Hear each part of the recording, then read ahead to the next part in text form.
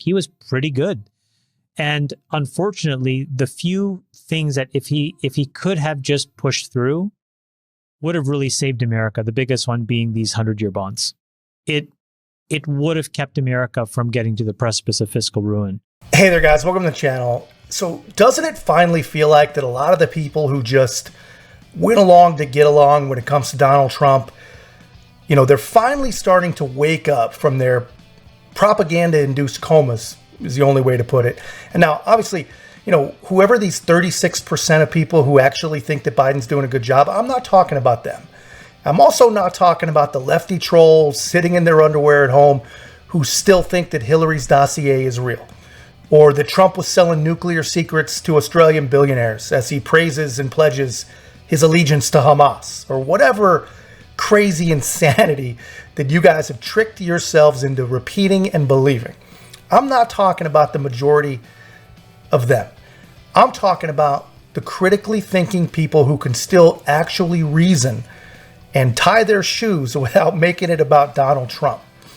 And I'll explain what I mean in a moment, guys. But first, thanks so much to everyone that's been subscribing and leaving such great comments, building a great community together. If you haven't already, guys, join us. Help us to continue to grow. Like, comment, subscribe.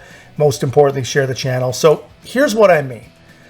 3 years ago, millions of independent voters, they voted not really for Joe Biden, but against Donald Trump. Because what they thought they were doing was getting rid of mean tweets and getting the country back to normal, getting the adults back in the room. Whatever normal was or was supposed to be, that's what they were after. But now, you know, 3 years later, as things are everything but normal, and almost every single thing that these people were told another 4 years of Trump would bring has come to pass, and a whole lot more, you know, people are starting to wake up from the spell that they were put in, and they realize, you know, maybe the guy wasn't a moron who can't read, and maybe he wasn't cozy enough to dictators and enriching himself.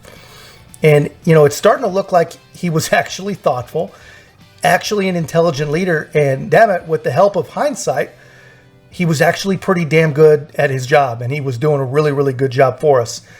You know, sadly, it took, you know, damn near collapse of the US dollar, 40-year high inflation, crime on the rise, homelessness on the rise, a president on the fall repeatedly, you know, a true humanitarian crisis at our southern border, 13 dead soldiers, you know, during what could only be described as a surrender, and literally catastrophic wars all over the globe for some people to realize it. But hey, you know, better late than never. Welcome to the party, guys. The most important thing that is resoundingly obvious about Jared Kushner is that he is incredibly thoughtful and incredibly competent. And right. Why did we have to spend years being fed all of these stupid lies? Because one can judge for oneself, but Jared Kushner is thoughtful, he's smart, and I thought to myself, I was fed all these lies for years about how this guy was like moping around in the shadows and this and that, and it was all not true. Well, no, when I say it's non-traditional, if you sent, you know, any president's son-in-law, daughter-in-law, whatever, child to go to the Middle East, on its surface, this seems insane. But in fact, they did good work. And so it's not traditional. It's not what you would expect. He's thoughtful and competent. That's what I thought after.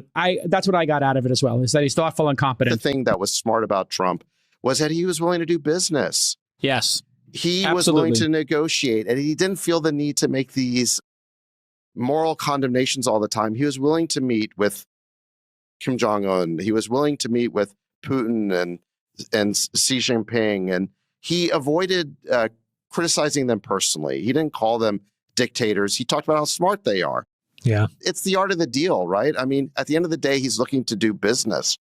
And we need a little bit more of that. And I think this is why Jared Kushner was successful, is he went in there with the mindset of a businessman. Yeah. How do we find something that's beneficial to both sides? Totally right. I think that when Trump was elected, I was told that it was the end of the world. And that's what I thought. And I'd already underwritten him as an F. Okay. And then 4 years into the presidency, he was probably like a C in my mind. And then as I get a little bit of distance away, I realized, no, hold on a second. This guy was like a B plus. Like, he was pretty good.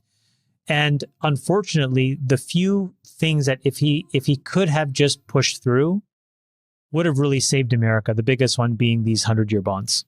It would have kept America from getting to the precipice of fiscal ruin.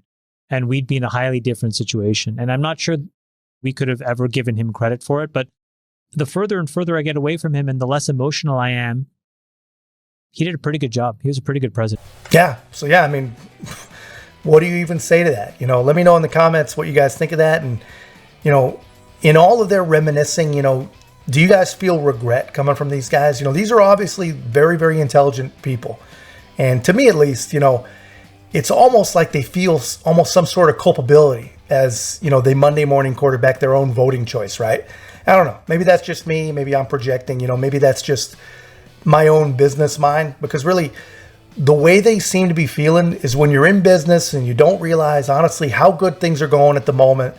So you make an aggressive move here, an aggressive move there. You're just trying to go get more, right?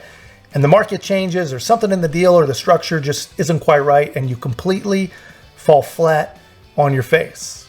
And in this scenario, you know, these people tried to get more out of what they thought was a better, more polished executive in Joe Biden. And honestly, here's the thing. If Joe Biden had just come in and tweaked a little bit, tweaked some things that Trump had already set up and just kept going, do some weird random virtue signaling policies to placate your base and just keep the train moving.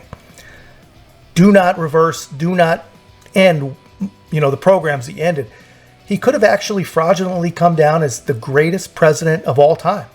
But they were proud. They were idealists. And worse than all that, they governed as ideologues. You know, they reversed everything they could until, of course, they realized they couldn't. For example, the recent pleading to build Trump's border wall as fast as possible. But anyway, they could have just kept driving the car that had already won the championship, but they crashed it instead and decided they could rebuild it better. But anyway, guys, that's just my take. I thought you'd really, really get a kick out of the perspective of these guys. Let me know your thoughts in the comments, guys. And if you haven't already, please make sure to like, comment, subscribe. Most importantly, share the channel. We'll see you in the next one.